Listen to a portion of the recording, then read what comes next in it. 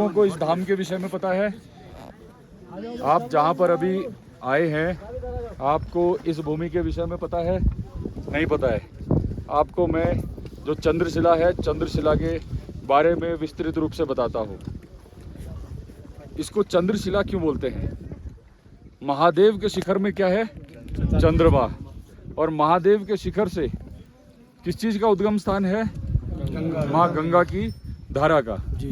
तो ये जो पूरा हिमालय क्षेत्र है, हिमालय क्षेत्र का जो शिखर है वो पूरा महादेव का शिखर है।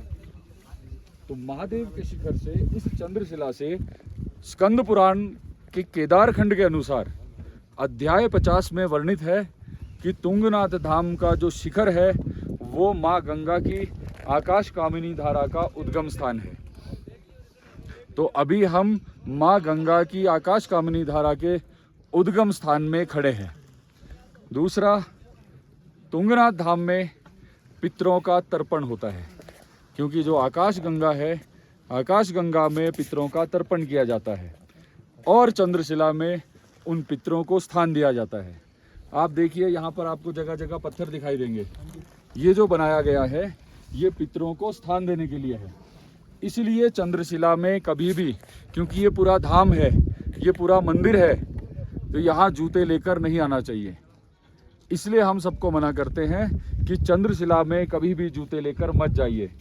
ये सब हमारे इस क्षेत्र के जो बुजुर्ग जो जा चुके हैं, जो पितृ हैं, ये उनका स्थान है। तो वो देव स्वरूप है, ये माँ गंगा का उद्गम स्थान है। तो ऐसे पवित्र स्थान में कभी भी जूते लेकर नहीं आना चाहिए। दूसरा, आपको जो इसका टेक्निकल रीज़न है, ये तो आपको मैंने धार्मिक रूप बताया। इसका जो तकनीकी रूप है, क्योंकि ये क्षेत्र बुग्याल से भरपूर है, यहाँ बुग्याल है। जूतों से जब बर्फ़ होती है तो आप उसमें नीचे स्पाइक्स लगाते हैं, उससे बुग्याल जो है, जो घास है, वो नष्ट होता है। और बुग्याल के नष्ट होने से जब पानी गिरता है तो आप देखिएगा नीचे जाते हुए जगह जगह 5-5 फीट की गहरी धाराएं बन गई हैं। तो उससे जो है पानी रिचार्ज नहीं होता है। घास पानी को एब्जॉर्ब करने का काम करता है, मिट्टी के कटाव को रोकता है। इसलिए यहाँ पर जूते लेकर नहीं आना चाहिए। तो 2 कारण मैंने आपको बता दिए। एक स्कंद पुराण के अनुसार है, दूसरा जो हमारा तकनीकी कारण है कि हमारा बुग्याल बचता है। हम सनातनी हैं, इस भूमि की रक्षा करना हम सब सनातनियों का कर्तव्य है। कर्तव्य है तो हम इसकी रक्षा करेंगे। तो आगे से आप संदेश दीजिए, जो भी इस धाम में आए वो नीचे तुंगनाथ मंदिर के बाहर वहाँ जूते उतार कर आए, क्योंकि ये बुजुर्गों का, जो हमारे पितृ बन चुके हैं, उनका स्थान है। ये मंदिर है, ये माँ गंगा का जो आकाश कामिनी धारा है उसका उद्गम स्थान है। तो ये घूमने की जगह नहीं है, ये पूजन की जगह है। आपको यहाँ ध्यान करना है, आप ध्यान करिए। दूसरा, जो प्रशासन की भी चेतावनी है कि 1 बजे के बाद यहाँ ओले, बारिश, बिजली सब गिरने की संभावना रहती है। और संभावना नहीं, गिरती है। पिछले आप कुछ समय में देखोगे 30 दिन के अंदर कि कई लोग जो है घायल हुए हैं, और 2 बच्चों की जो 19 वर्ष के थे उनकी मृत्यु हुई है।